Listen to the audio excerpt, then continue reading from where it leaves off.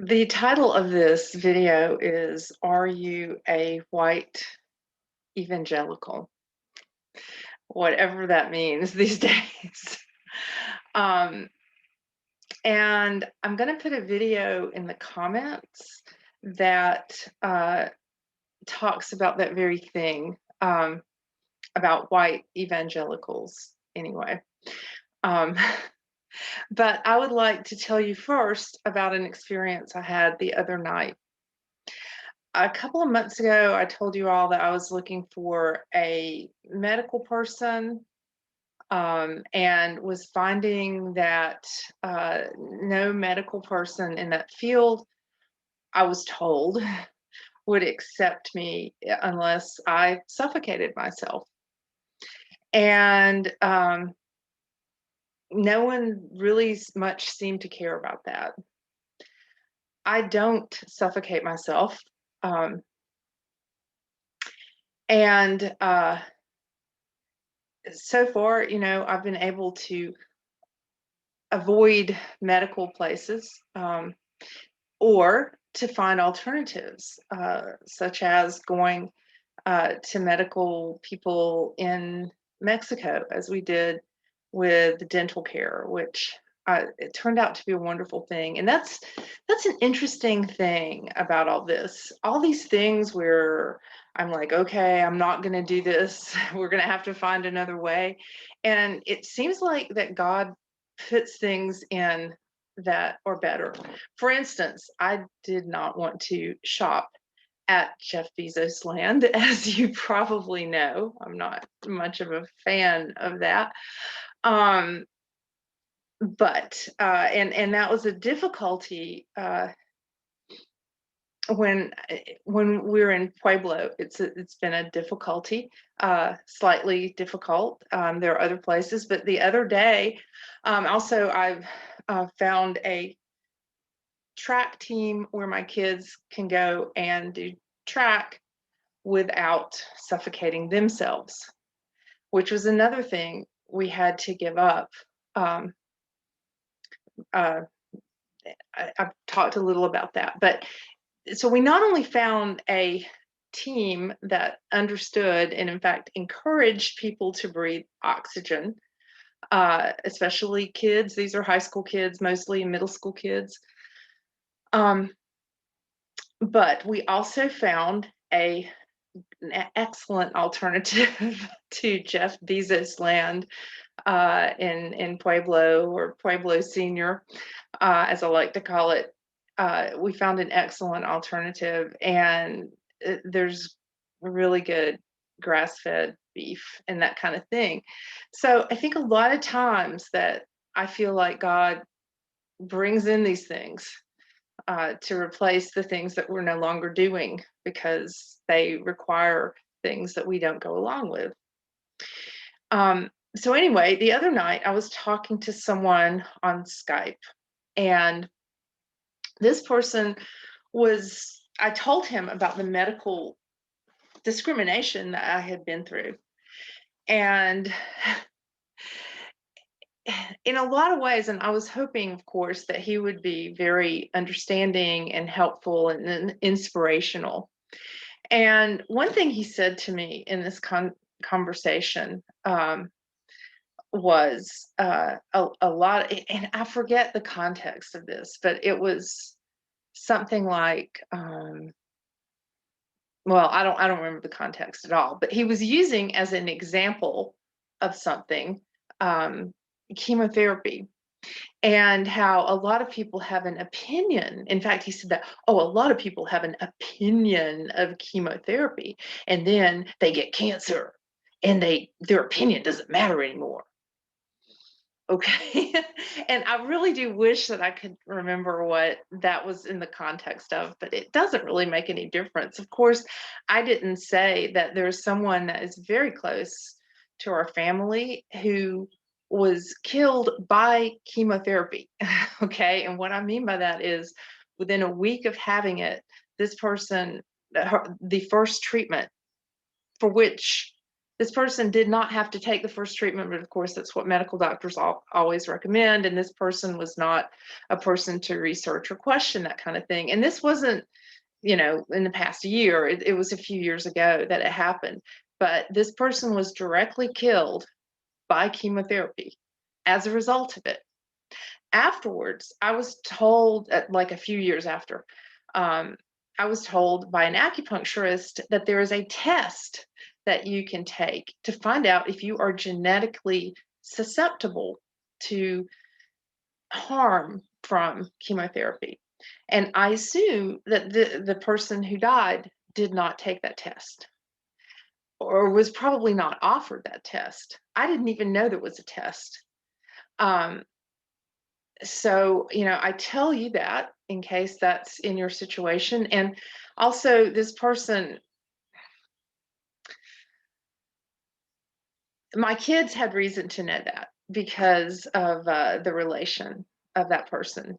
So I told them, if that ever happens, you need to ask for that test before you take any kind of chemotherapy. But so this person so that's the backstory to that. But this person that I was talking to the other night, was all about, oh, chemotherapy, and I was like, okay.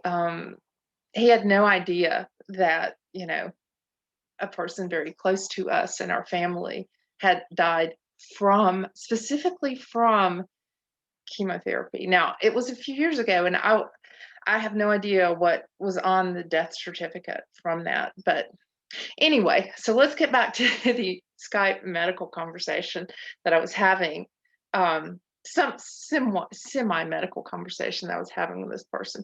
And he used the chemotherapy example, which was very insensitive, although he didn't know that. And I didn't really feel like sharing a lot of myself with him, and I understand that now why I didn't. So I'm very thankful that I didn't, and in fact, I feel a little bit like I shared too much. Sometimes that happens. But anyway, so there was that remark, and there were other things, that showed he seemed to be slightly insensitive. But I talked to him for a little while, and then he basically said, it also seemed, I will say, like he was trying to get me to go to him because he wanted money. um yeah, and he wasn't very helpful in any way. Like I redid that conversation of what I would say if I had his expertise and I were talking to someone like me, and it was a very different conversation if I really wanted to be helpful. But if I really wanted to stick by the medical industrial complex places, and that line of thinking, he did a good job of that. And also, if I wanted to make a lot of money, he did a good job of that. And in fact, had someone to come afterwards and talk to me about their payment plan and all. But by that time, I wasn't really listening. And why? So he was, slightly insensitive in places. But then the coup de grace, coup d'état, I don't know what it was. The denouement, whatever you want to call it, the really final thing when he finished everything, and I said thank you to him because I had read his book, and he does have a book, and I learned some things from that. And sometimes we have to let go of people, even though we've learned some stuff, or maybe they said some good stuff. So I appreciated that. But then at the end, and I told him, by the way, I told him the story about, what had happened in January or whatever, and how I was unable to find a medical person to see me because of that. And he said, sort of as in, I said, thank you. And he said, by the way, I'm curious as to who is shaming you to make you think you shouldn't wear an mask. Although he didn't spell it, but, in case I don't want this video deleted. I'm curious about who is shaming you for that. so that you have to, that's against a religion. Who is shaming you when you wear one of those? And, I felt this kind of pit in my stomach thing, a pit in my stomach, like, ugh, that didn't feel good, what he said. But, I had talked to him for 15 or 20 minutes, and there was just a lot of stuff, going on in my mind. Um, and so I took a walk after that. And I'm thankful that at that time, actually, nobody was here in the underground bunker. And I was able to take a walk, and I was able to, think about all of this stuff.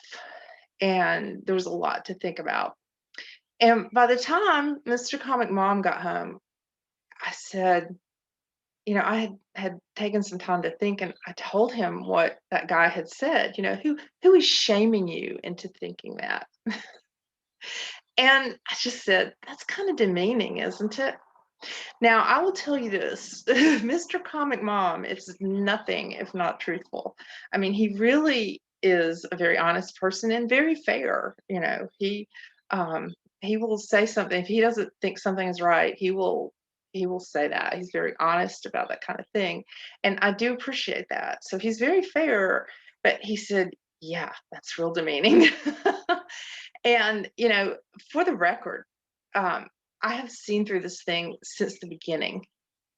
Um, any religious leaders I had beforehand, well, some of them have just truly been, dethroned in my eyes. Um, but and I've found a couple of preachers who are actually preaching against all this stuff and realizing what's going on. And interestingly enough, um, neither one of them suffocates themselves.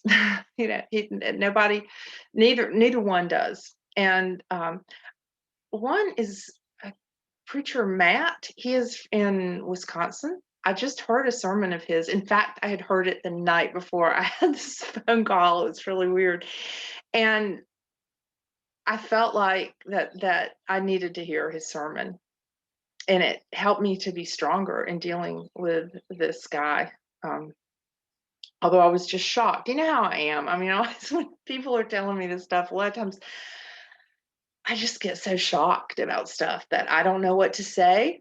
That's why, I used to really have a problem on stage, and do still. If something comes up, like the time that some guy told me at the Liquid Zoo, "You're fat." Okay, well, yeah. But, then somebody told me that, I could go, "Yeah, a PHAT," that kind of thing. Okay, well, I didn't think of that because I was in such shock when somebody told me that. So it's the same way with this guy. I didn't really, I was in shock. So I didn't really know, what to say or anything like that. But then afterward, I thought that was really demeaning. And Mr. Comic Mom agreed with that. It was really demeaning because not only was he not honoring, and at first I thought he was honoring my religious exemption. I said something like, I don't wear one because of I have a religious exemption, uh, which is true. I mean, you know, I don't know if I would have said that a year ago because it was hard. I didn't know any religions that were really against this at first, but um, now I see there are a lot of people in different religions who are against it, but a lot who are very much for it. So not only did he not understand that a religious exemption means, according to the Constitution, that I have a right to practice my religion. So, if I were Muslim and I were going in and I wanted to wear a scarf or however, and they said, no, you can't do that. And I said, well, that's my religion, then he would have accepted that. But here I am and I'm white. And some people say I have a southern accent. It just depends on where I am. And so he probably thought, oh my gosh. I mean, I don't know what he was thinking for sure, but I'm guessing he thought, oh my gosh, she's one of those white evangelicals. Now, the interesting thing is that I couldn't quite understand where he was coming from or why he would think that, but it certainly made it seem like I'm incapable of independent thought.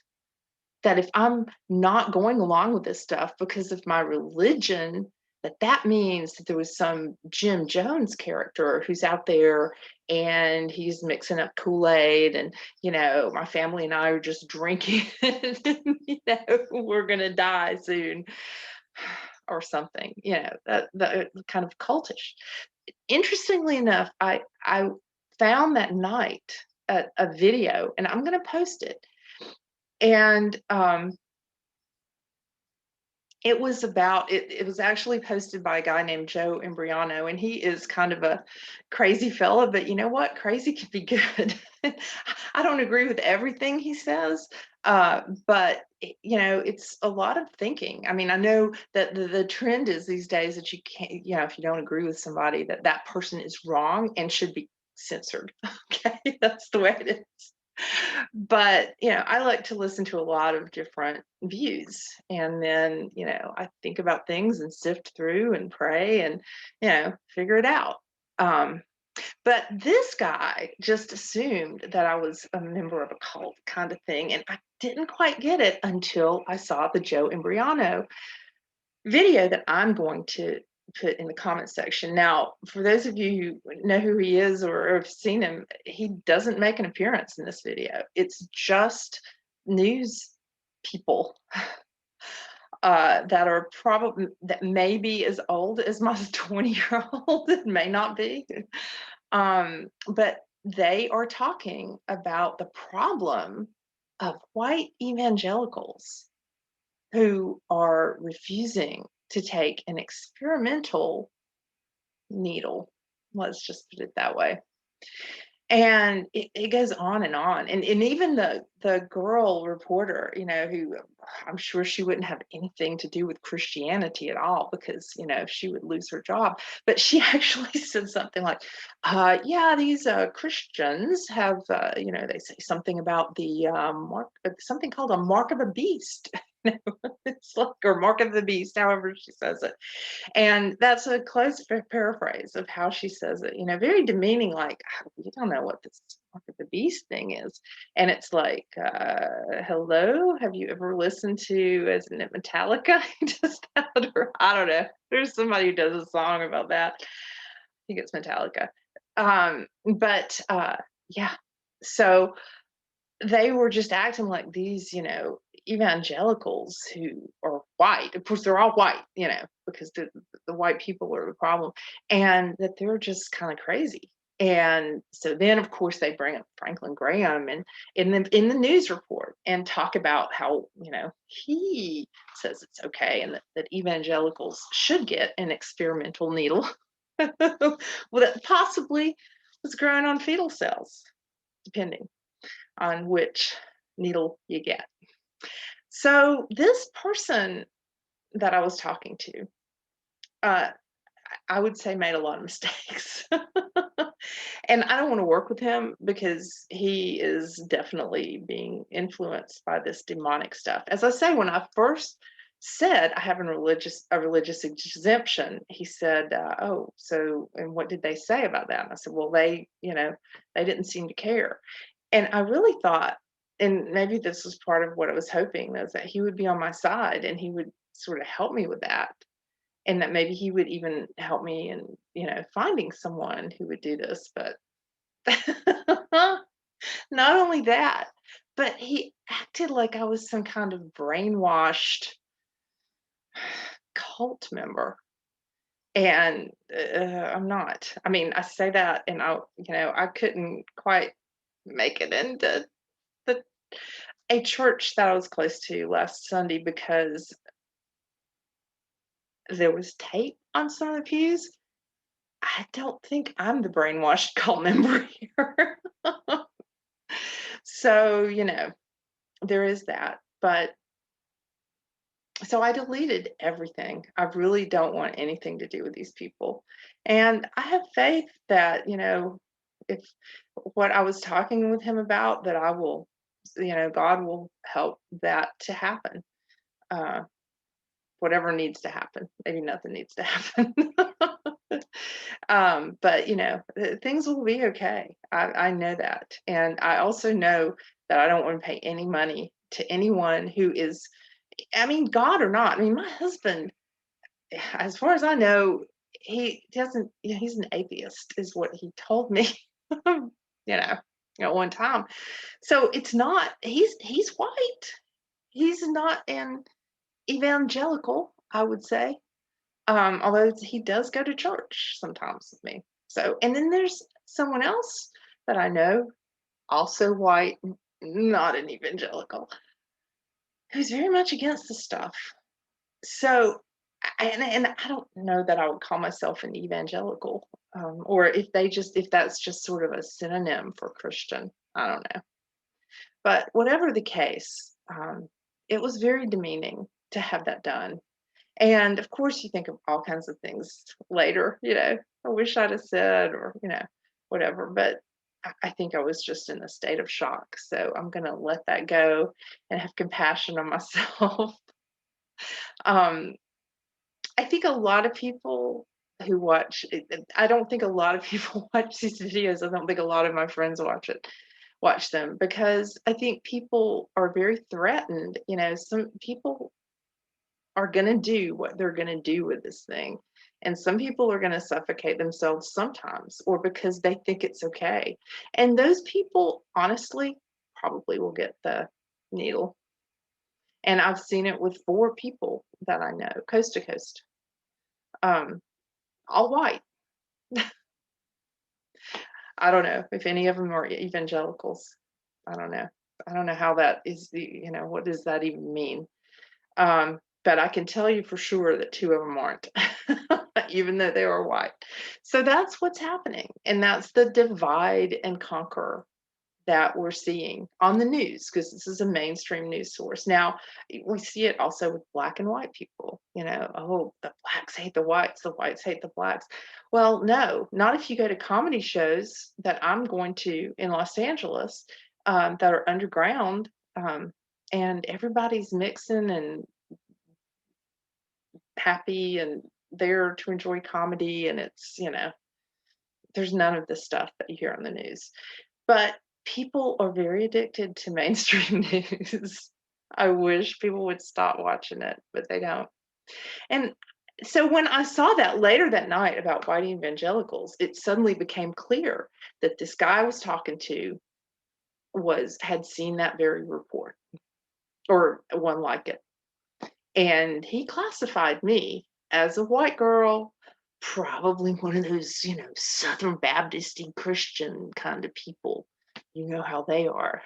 Well, the Southern Baptists, they sold out a while ago.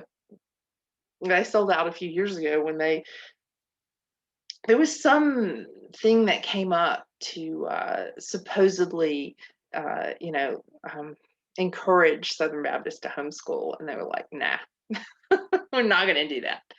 So, I've not been too happy with them for a long time. But and they're, Franklin Graham, they're all going along with this. They're all getting money from the government. They're all in 501c3 churches. If you don't know what a 501c3 church is, I would highly suggest that you take a look at that. I have seen 2 preachers who have, to my knowledge, I know one of them said he had never suffocated himself, and the other one was very much against it too, and doesn't do that, and was very much against the needle. So that's where we are. So that's how they're dividing and conquering. And it's those awful white people, those awful white Christians, who won't get their experimental needle with that was derived using fetal cells, not all of those that whatever needles are, but some of them are. And you know, so that's, and those stupid white evangelical Christians, they like they don't even think abortion is okay. Like they think that it's not okay to kill your baby. Like that's how stupid and backward they are. See, that's from the mainstream perspective. It seemed like they would do it. They probably, if they'd had 5 more minutes, they would have gone into that too. But but yeah, so that was demeaning. And then this guy picked it up and he heard it somewhere because that very night is when I saw the clip. So he'd probably seen, and I don't know when that clip was on the news, but I would say, 2 or 3 days prior. And he'd heard that. And then he just classified me as a white evangelical. And he was supposed to be kind of an alternative person, but not so much. He was really, he was tied to this medical industry, Rockefeller medicine. He seemed really tied to it, which is sad. Um, but not everyone is. And, I've found other people to help us. And, it's been a blessing. I think if you stand up for the right thing, that God will help you to find this stuff. I think so. He seems to have done that with us, and I'm very thankful for that. If you believe in God, I know people don't, but whatever. Some people don't. Okay, this is a poem. It's got a couple of cuss words in it by Charles Bukowski. So if you don't want to hear cuss words, then you can leave. But if you're okay with that, it's not really bad, but it's called He Knows Us All. Hell crawls through the window without a sound, enters my room, takes off his hat, and sits down on the couch across from me. I laugh. Then my lamp drops off the table. I catch it just before it hits the floor, and in doing so, I spill my beer. Oh shit, I say. When I look up again, the son of a bitch is gone, off looking for you, my friend. I'll read that again. He knows us all. Hell crawls through the window without a sound, enters my room, takes off his hat, and sits down on the couch across from me. I laugh, then my lamp drops off the table. I catch it just before it hits the floor, and in doing so, I spill my beer. Oh shit, I say. When I look up again, the son of a bitch is gone. Off looking for you, my friend? Hell, he knows us all. Thank you, Charles Bukowski, for writing such awesome poems. A real human, and I don't know what his religion was. It might not have been anything. And sometimes those people seem to be better than those who claim to be one religion or another. This has been a lot. It was very demeaning the other night, but then I realized that that was his stuff and that I can lovingly let this person go. That was the first time I'd talked to him. I'd read his book and I thought, this is good. But in person or on Skype, not so sensitive and very demeaning and very, I think that's what, in my opinion, God showed me that this guy had been watching a tremendous amount of mainstream media. I really don't think that God is too much behind mainstream media. Like, I don't think that's his thing because it's pretty much filled with lies and deception. And personally, I don't think that's very godlike. Okay, I hope this helps. And if you are my friend, or if you're not my friend, well, you are via this if you're watching this, and I appreciate it. But think everybody's sort of got their minds made up now. I'm going to do this, I'm going to do that. And one person I know that got the needle, she said that she did it because she was so fearful of being around everyone. And that kind of thinking is what's driving most people these days is fear of getting sick, fear of dying, fear of other people getting sick and dying. And some of us have been just human beings this whole time, and we've done the best we can. I remember going to a protest last April, I think it was, in Huntington Beach, and I hadn't really seen anybody except the woman at Jeff Bezos' land that yelled at me for being too close to her. But I remember we went there, and there's a girl who was a hairstylist, and I got to talking to her. And before I left, I hugged her, and it was wonderful. And there are people who are not living in the fear, and those are the people that I want to be around. And if you are in any shape, form, or fashion living in the fear, stop it. You're just helping this thing to go along. You're enabling this stuff to continue. So I hope you'll stop. Okay. Thank you for listening, and I hope you have a wonderful evening.